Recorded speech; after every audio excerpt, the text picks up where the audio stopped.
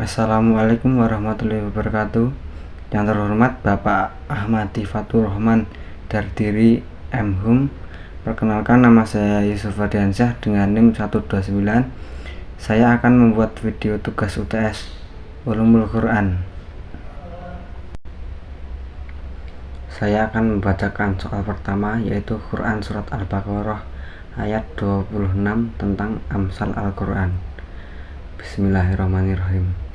Innallaha la yastahi ayyadriba masalama ba'udatan fama fawqaha fa'ammalazina amanu fa ya'lamuna annahul haqqu mir rabbihim wa ammalazina kafaru fayakhuluna masa aradallahu bihada masalah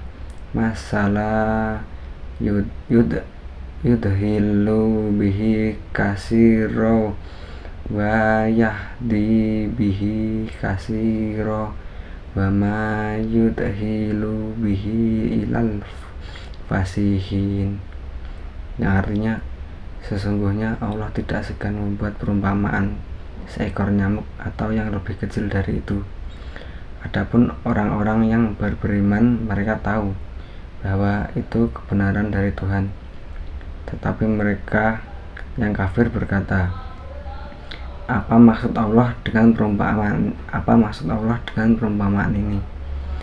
Dengan perumpamaan itu banyak orang yang dibiarkannya sesat, dan dengan itu banyak pula orang yang diberinya petunjuk, tetapi tidak ada yang dia sesatkan dengan perumpamaan itu selain orang-orang fasik.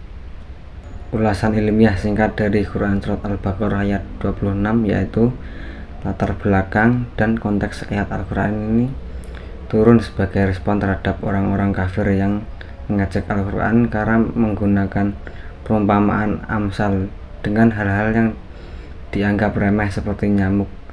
Allah Subhanahu wa Ta'ala menegaskan bahwa Dia tidak malu membuat perumpamaan dengan apapun, baik yang besar maupun yang kecil, karena semua ciptaannya memiliki hikmah dan pelajaran. Serta apa yang bisa kita renungi dari ayat tersebut, Quran Surat Al-Baqarah ayat 26 mengajarkan bahwa Amsal Al-Quran memiliki hikmah yang mendalam dan relevan bagi orang-orang beriman maupun dalam konteks ilmiah. Ayat ini mengajak kita untuk merenungkan ciptaan Allah dan mengambil pelajaran dari setiap perumpamaan yang diberikannya. Selanjutnya, yang kedua adalah Quran Surat Al-Baqarah ayat 260 tentang kisah-kisah Al-Quran yang berbunyi, A'udzubillahi minasyaitonirrajim. Bismillahirrahmanirrahim. Wa iz qala Ibrahimu Rabbi arini kaifa tuhyil mauta qala balam tu'min qala bala walaki liyatma'inna qalbi qala fagus arba'atam minat toiri fasurhunna ilaika summa ja'al ala kulli jabilim min hunna juz'an summa da'uhuna yatika sa'ya wa'lam annallaha azizul hakim. Yang artinya, dan ingatlah ketika Ibrahim berkata, Tuhanku, perlihatkanlah kepadaku bagaimana engkau menghidupkan orang mati. Allah berfirman, belum percayakah engkau? Ibrahim menjawab, aku percaya, tetapi agar hatiku tenang dan mantap. Dan Allah berfirman, kalau begitu ambillah 4 ekor burung, lalu cincanglah olehmu, kemudian letakkan di atas masing-masing bukit satu bagian. Kemudian panggillah mereka, niscaya mereka datang kepadamu. Dengan segera ketahuilah bahwa Allah Maha Perkasa, Maha Bijaksana. Ulasan ilmiah singkat dari Quran Surat Al-Baqarah ayat 260 adalah: ayat ini mengisahkan tentang Nabi Ibrahim alaihissalam yang memohon kepada Allah Subhanahu wa Ta'ala untuk diperlihatkan bagaimana cara menghidupkan kembali makhluk yang telah mati. Allah Subhanahu wa Ta'ala kemudian memerintahkan Nabi Ibrahim untuk mengambil 4 ekor burung, memotong-motongnya, mencampur adukannya, dan meletakkan setiap bagian di bukit yang berbeda. Setelah itu Nabi Ibrahim diperintahkan untuk memanggil burung-burung tersebut, dan mereka pun datang bergegas dalam keadaan hidup. Selanjutnya, apa yang bisa kita renungi dari ayat tersebut adalah kita bisa mengambil pelajaran dari keteguhan iman Nabi Ibrahim. Walaupun seorang nabi, beliau tetap meminta kepada Allah untuk menenteramkan hatinya, apalagi kita sebagai manusia biasa. Selanjutnya adalah kisah ini juga mengajarkan kita untuk tidak mudah berputus asa dan selalu berharap kepada Allah Subhanahu wa Ta'ala, karena Dia Maha Kuasa atas segala sesuatu. Selanjutnya yang ketiga adalah Quran Surat Al-Imran ayat 7 tentang muhkam mutasyabih, yang bunyinya: A'udzu billahi minasyaitonir rajim. Bismillahirrahmanirrahim.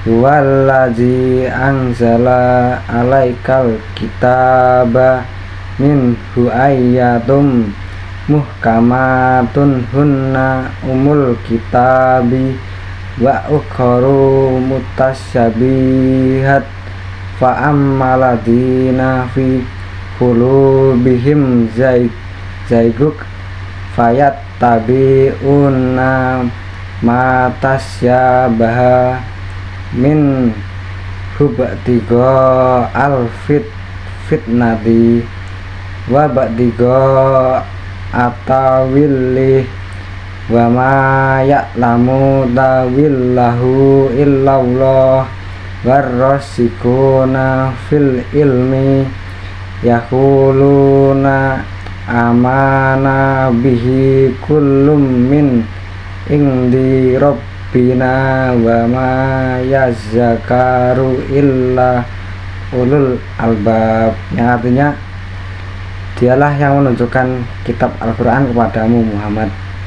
Di antaranya ada ayat-ayat yang muhkamat, itulah pokok-pokok kitab Al-Quran, dan yang lain mutasyabihat.